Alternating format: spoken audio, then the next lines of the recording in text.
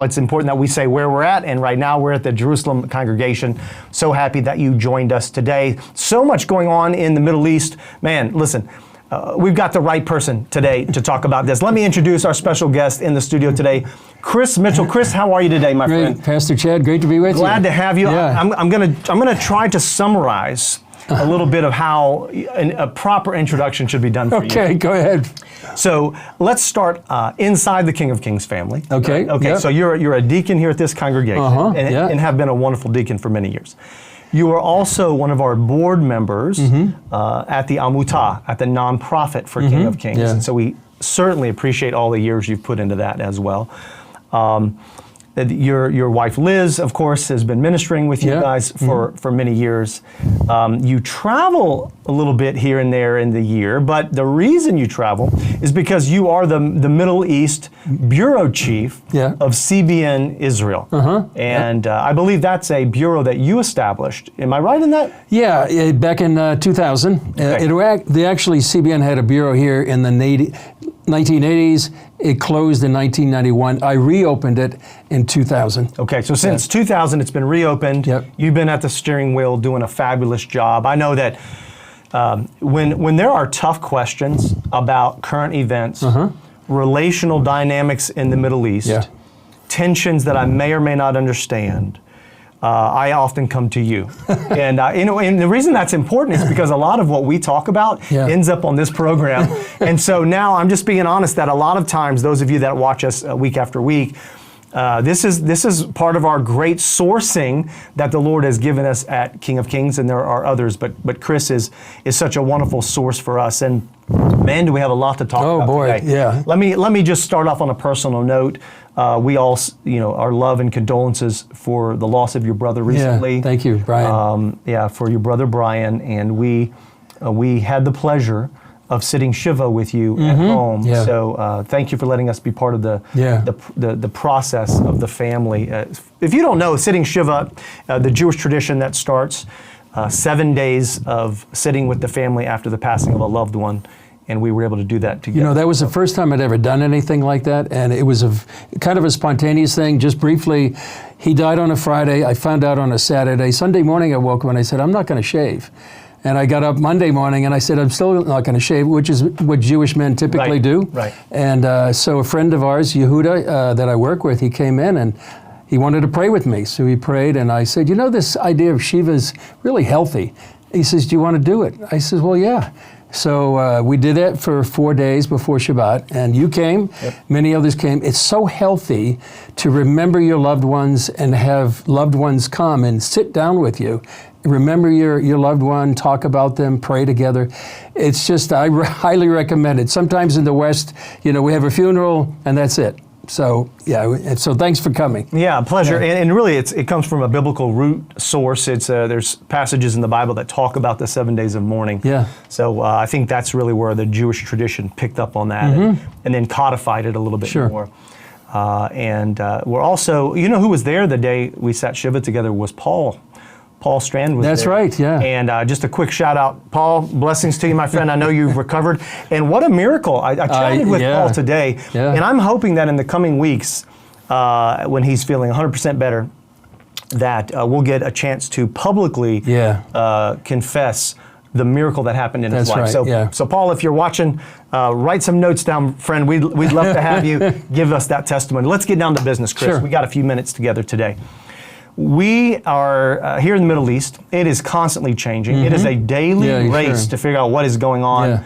We've got elections coming up, I believe in October, right? Are we in October? October 27th. For this side.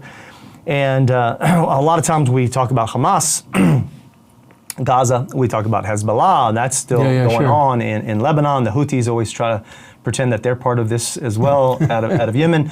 But really the big head here is Iran. Iran works through other people like Iraq. But some more recent news I'd like your insight on. We've heard a lot this week about this Mecca Pact, Security Pact. Mecca Security Pact. I believe, what is it? It's Pakistan, Saudi Arabia, and Turkey. Yeah. So give us an update. What is that, and why does it impact Israel? Well, some people call it like an Islamic NATO, meaning that if one of these countries is attacked, the other two are obligated to come and join them or fight for them. So that's the way it's set up. It's a very short document, but it's very important to see how the geopolitics are shifting right now in the Middle East. So you have Saudi Arabia that maybe a couple of years ago people were hoping, praying that maybe they'll join the Abraham Accords. Right. Well, now they seem to be going the other direction. And so this is sort of a Sunni, these are Sunni nations that sort of form, some people are weary that it forms sort of a circle around Israel right now. And so it could represent, a danger to the Jewish state, and particularly because of Turkey. Turkey has, the rhetoric has really ramped up against Israel. The foreign minister says Israel is a burden on humanity. Recep Erdogan, the president, has really been comparing Netanyahu to Hitler. So the rhetoric is really ramping up, but also Turkey wants to sort of get more and more ingrained into Syria. Okay. But a couple of years ago, they actually helped overthrow the Assad regime. Al-Shara, who is a former al-Qaeda commander, is now the president of Syria. And just this past week, Turkey looked like they wanted to establish an air base or a presence on a Syrian air base. Well, Israel had been warning them, don't do it. And Turkey was about to do it, and they went ahead, Israel, and bombed the airfield. So it's getting a bit tense between Israel and Turkey. And Turkey, by the way, has this neo-Ottoman Empire aspirations. The Ottoman Empire for 400 years controlled most of the Middle East. And now Recep Erdogan has these dreams of being the new sultan and having great influence over the region, including right here where we're sitting in Jerusalem. So many pieces to unpack right there. I also read, and you tell me what you know, was Iran originally invited to join into that Mecca Security Pact? That I don't know. Okay. But I know Iran said, well, this has nothing to do with us. But there are some people that say, well, it has a lot to do with Iran, but it keeps them out of the loop, so to speak. Now, Iran is a Shiite nation, so they're part of they're part of a division of Islam ever since the beginnings of Islam. So they're not quite theologically on the same page. Okay. Yeah. Well, now, you mentioned Turkey a couple of times, and here in Israel, we've had other news this week, especially related to that Syria air base.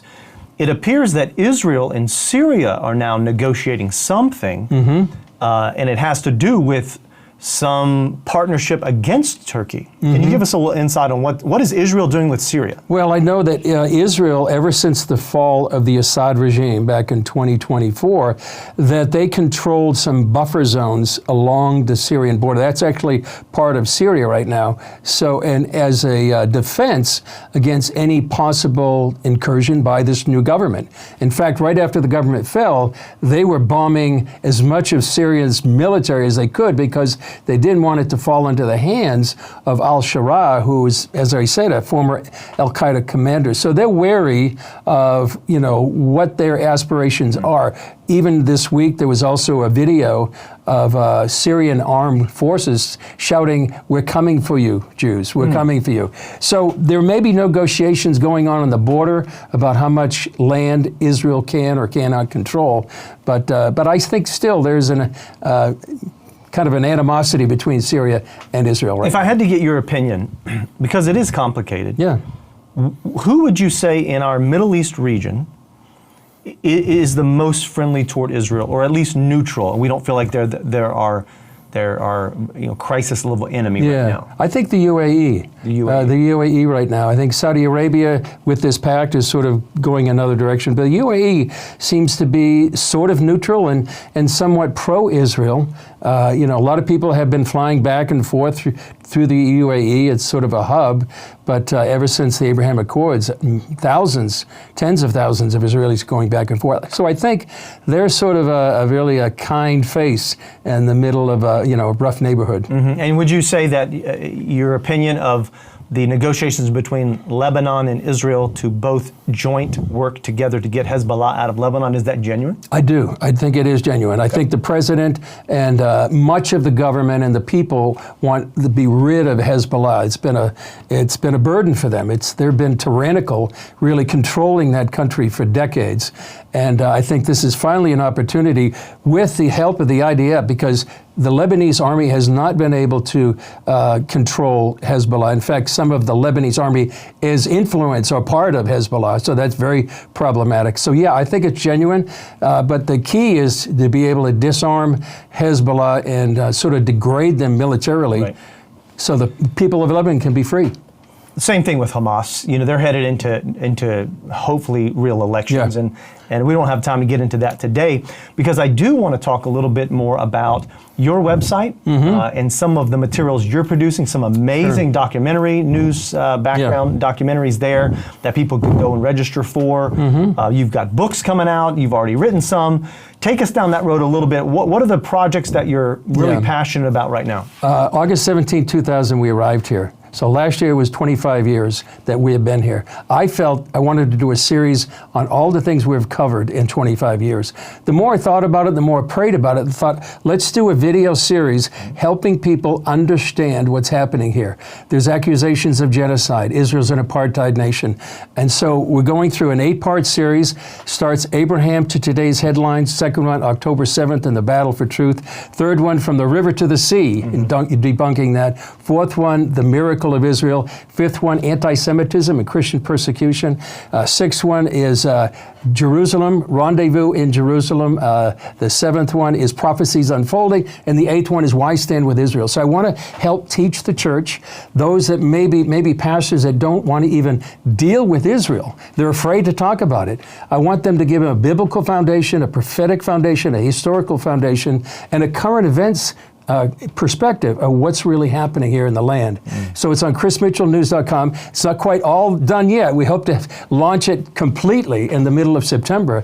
But we really want this to be a gift for the body, a tool for the body, that they can get a foundation so that they can combat many of the lies, misinformation, disinformation coming against the Jewish people. And the other thing that we need, to pray for the peace of Jerusalem, pray for the Jewish people that are getting attacked, literally around the world, and to stand with them. Let's see if our team might have that website. They can pop it up on the media there.